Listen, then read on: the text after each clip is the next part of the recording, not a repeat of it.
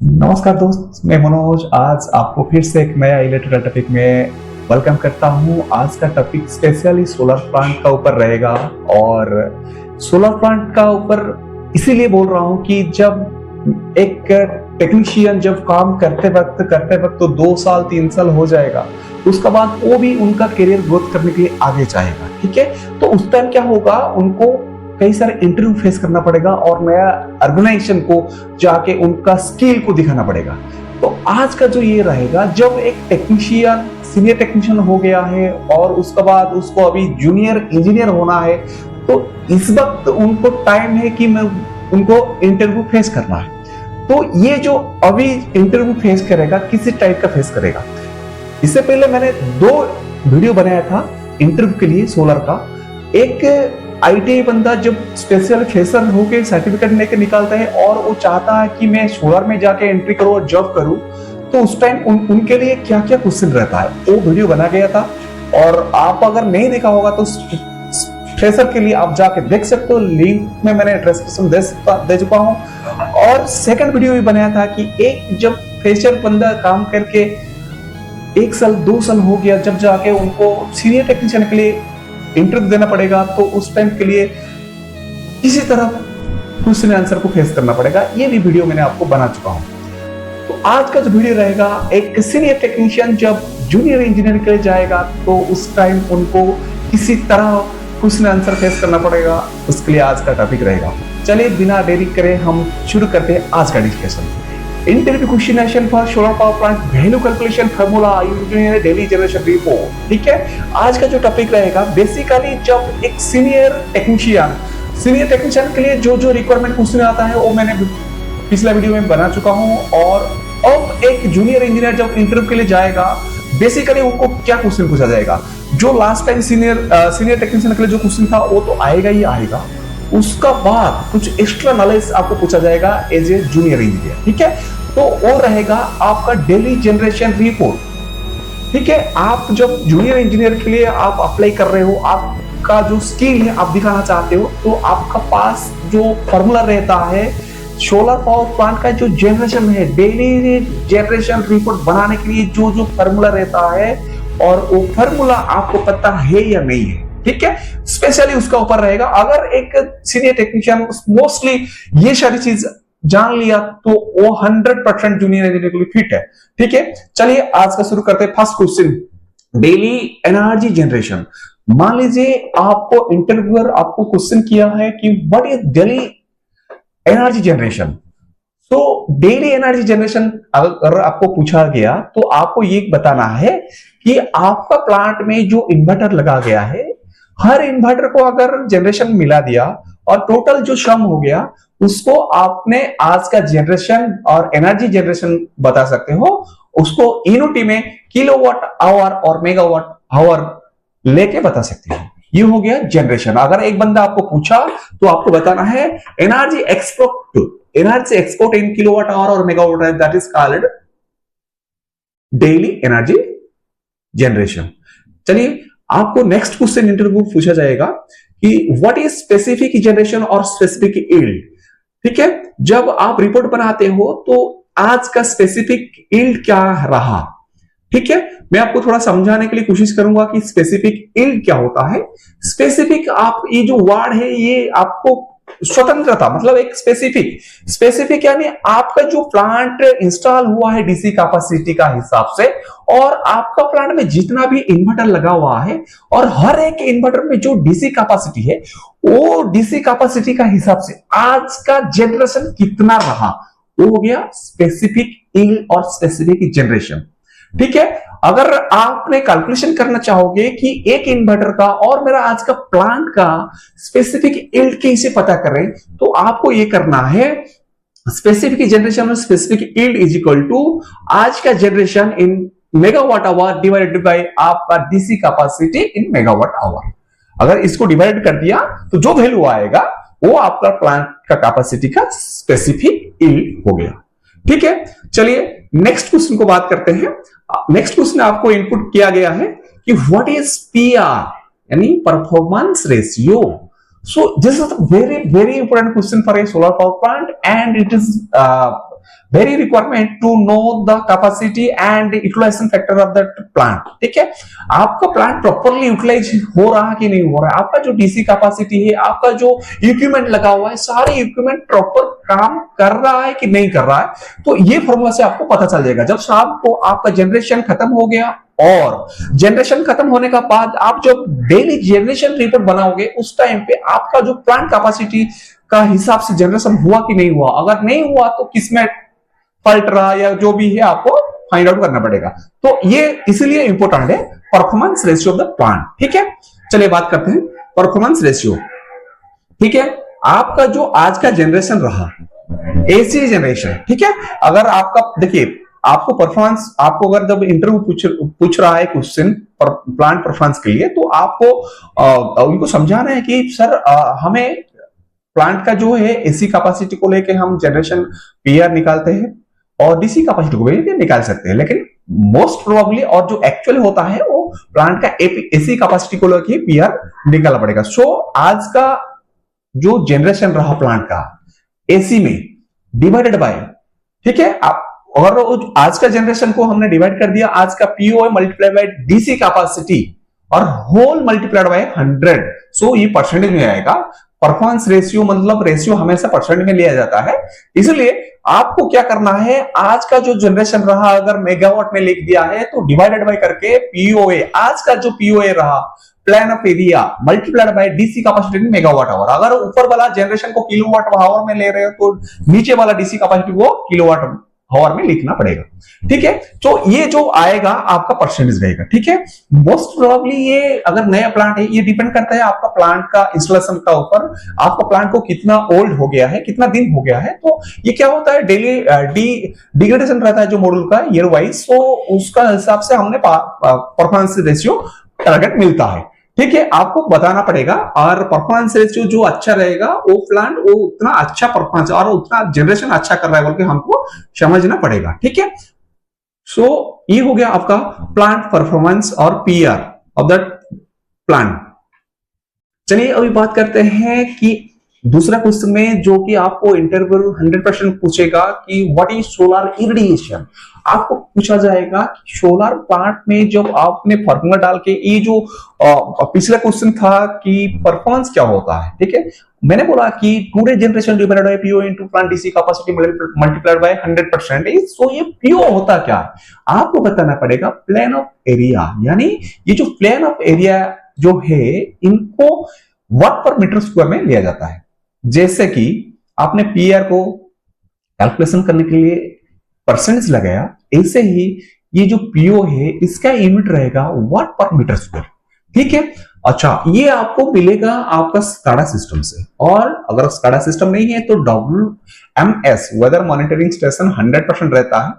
Weather monitoring station में आज का जो दिन में जो रिकॉर्ड रहा रेडिएशन का, रेडिएशन में आपको थोड़ा समझाने के लिए कोशिश करूंगा। रेडिएशन जो होता है कि फोटॉन्स रहता है, जो धूप में जो दिन में आपको दिखाई देता है उजाला, वो उजाला का क्वांटिटी को हम मेजरमेंट करते हैं कि एक स्क्वायर मीटर में कितना रेडिएशन पड़ा, मतलब एक स्क्वायर मीटर में एक वाट पड़ा, किलोवाट पड़ा, तो उसको एक पीओ बोलते हैं हम लोग। ठीक है, तो चलिए बात करते हैं कि ये जो पीओ है आपको कलेक्ट करना पड़ेगा WMS से और स्काडा से, जो कि आपको अगर मान लीजिए कि आपको 1 मिनट डाटा मिल गया है, आपको पीओ कैलकुलेशन करना है, तो POA is equal to sum of the 1 minute data from plant start to plant off divided by 60,000।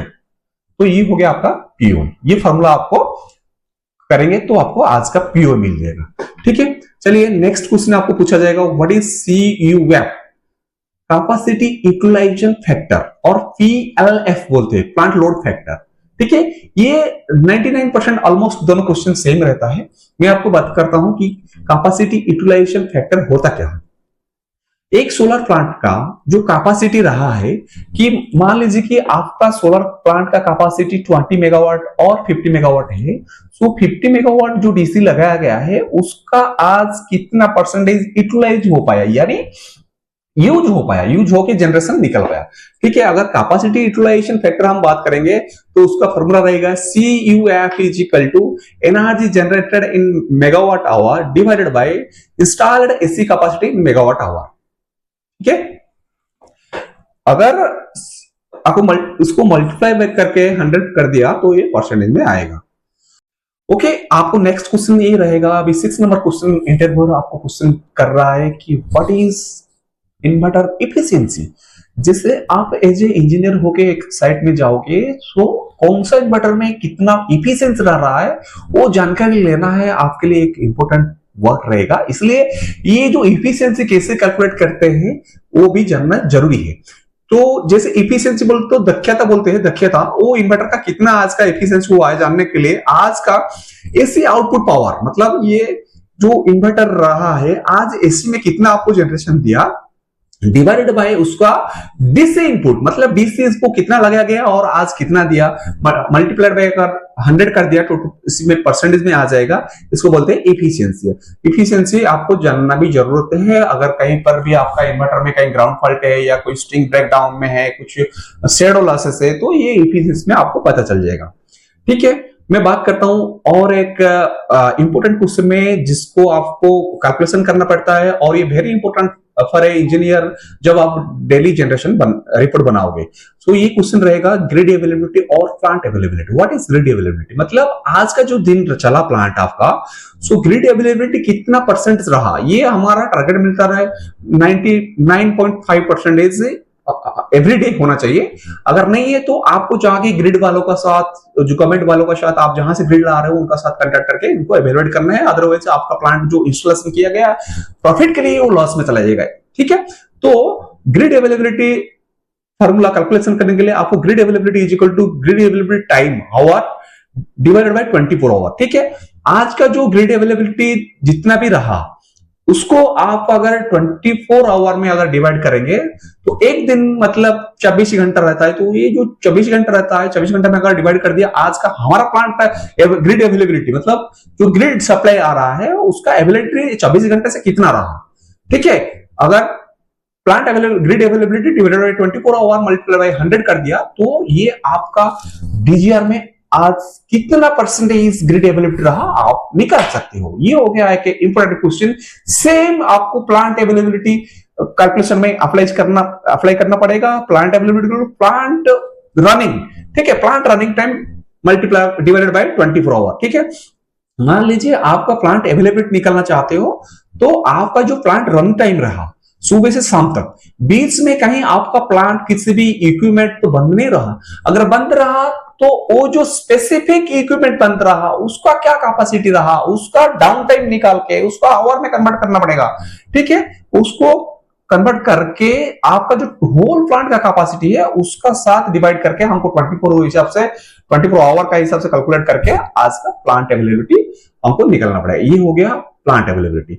Next question आपको पूछा जाएगा कि अगर आपने एक इंजीनियर हो और 2-3 साल काम कर चुके हो as a technician, senior technician, अभी बारी जो है जूनियर इंजीनियर, सो आपको जानकारी करना पड़ेगा कि टेम्परेचर लॉस क्या होता है और सॉइल लॉस क्या होता है। सॉइल लॉस कैलकुलेशन करने आपको क्या फॉर्मूला और क्या तरीका अपनाना पड़ेगा, और जो टेम्परेचर लॉस रहता है वो क्या करना पड़ेगा।